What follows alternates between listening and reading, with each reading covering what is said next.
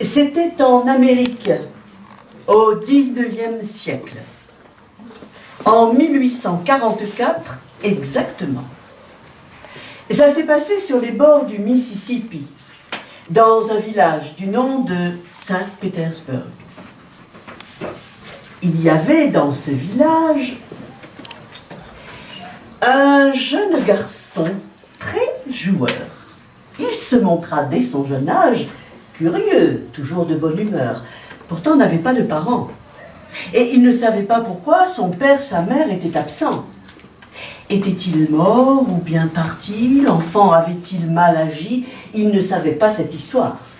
Sans réponse, l'enfant s'était résolument tourné vers le plaisir de jouer, l'amusement. Le voilà devenu Robin des Bois, ou bien encore le vengeur noir de la mer des Antilles. Il s'inspirait de ses très nombreuses lectures, passionnées, passionnantes, pour redonner figure à ses héros aimés, qui l'aidaient à comprendre la vie et à la célébrer. Il inventait sa vie, l'avalait goulûment. Le monde était pour lui un terrain d'expérience qu'il devait mener chaque jour et à chaque moment de sa vie. Insaisissable, il savait contourner tous les obstacles pour atteindre son but. Aussi, il n'hésitait pas à mentir, tromper, ruser ou chaparder, prenant le risque d'être vu, pris et puni. Mais ses agissements étaient sans gravité la plupart du temps. Même sa tante Polly, qui l'avait recueilli, lui pardonnait souvent ses frasques, car elle aimait ce diable de gosse.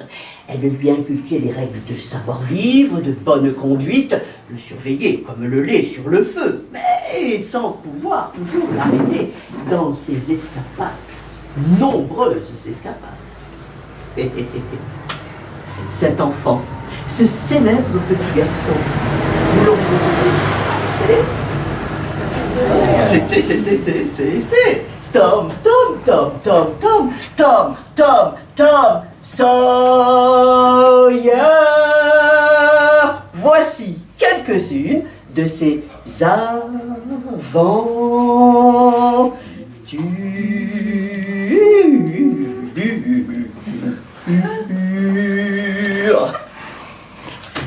Ce samedi matin, le soleil darde ses rayons. Il y a une chanson dans tous les cœurs et chaque visage exprime la joie et l'allégresse. Au-delà du village de Saint-Pétersbourg apparaît Cardiff Hill, a delectable land. C'est la colline où Tom va souvent s'amuser avec ses camarades ou bien se réfugier pour réfléchir en cas de soucis existentiels. Mais pour l'heure, Tom apparaît sur le trottoir. Il est muni d'un seau plein de lait de chaux, d'un pinceau. Il avance lentement. Il est puni. La veille, vendredi, il a fait plusieurs bêtises. Chipage de confiture. Pas vu, pas pris. École buissonnière. Pas vu, pas pris. Bain interdit dans le Mississippi. Pris. Comment? Écoutez. Ce vendredi, en rentrant à la maison, Tom jura à sa tante qui l'interrogeait qu'il ne s'était pas baigné, comme elle le croyait.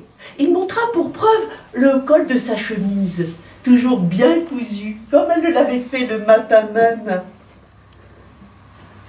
Bien.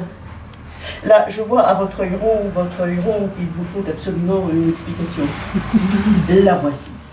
Sachez, ô noble assemblée, que tante Polly coud le col de chemise de Tom chaque matin avant que Tom ne quitte la maison. Ainsi croit-elle, ainsi pense-t-elle. Si Tom enlève sa chemise pour se baigner, le fil se rompt. La baignade interdite se sait. Mais Tom a plus d'un tour dans son sac. Sa vieille tante ne peut imaginer le nombre de ses ruses. Ainsi, sur les revers de sa veste, il tient caché 2 aiguilles, garnies de fils ou blancs ou noirs. Car sa tante lui recoue le col de sa chemise, tantôt de fil blanc, tantôt de fil noir, ce qui est très très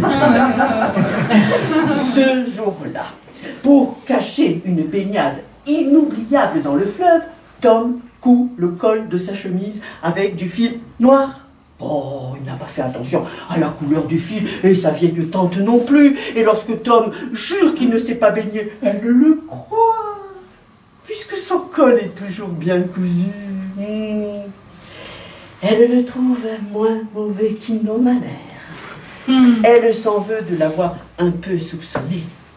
Mais par malheur, Sid, le demi-frère de Tom, dit « Mais ma tante, vous l'y aviez cousu avec du fil blanc ce matin, et regardez, maintenant le fil est noir. » Tante Polly d'un bond se lève, comprend que Tom lui a encore une fois menti. Elle court après ce diable de gosse qui réussit à lui échapper en menaçant son frère Sid d'une sacrée raclée pour avoir cafardé. Ce qu'il fera le lendemain, le bombardant de différents projectiles d'air, boue, poussière, jugeant ainsi que justice était bien rendue. Mais revenons à ce vendredi dans la soirée. Tom passa par la fenêtre de sa chambre, voulant se faire discret. Mais il tomba dans une embuscade tendue par tante Polly, qui l'attendait de pied ferme. Lorsque la vieille dame vit les vêtements boueux, déchirés, poussiéreux de son neveu, elle n'hésita plus à vouloir le punir. Il venait de se battre avec un autre enfant. Tante Polly détestait réprimander Tom. Elle n'en avait pas le courage. « Quand je le punis, se disait-elle, mon cœur me fait des reproches. Quand je lui pardonne, c'est ma conscience qui me tourmente. » Mais ce soir-là, sa résolution demeura inébranlable. « Tomorrow, Mr. Tom Sawyer, vous passerez votre journée à travailler. » Tom accepta la punition sans rechigner, car il savait que bien des choses qu'il avait faites n'auraient jamais pu être faites. Oui, mais voilà, toutes ces bêtises, c'était plus fort que lui.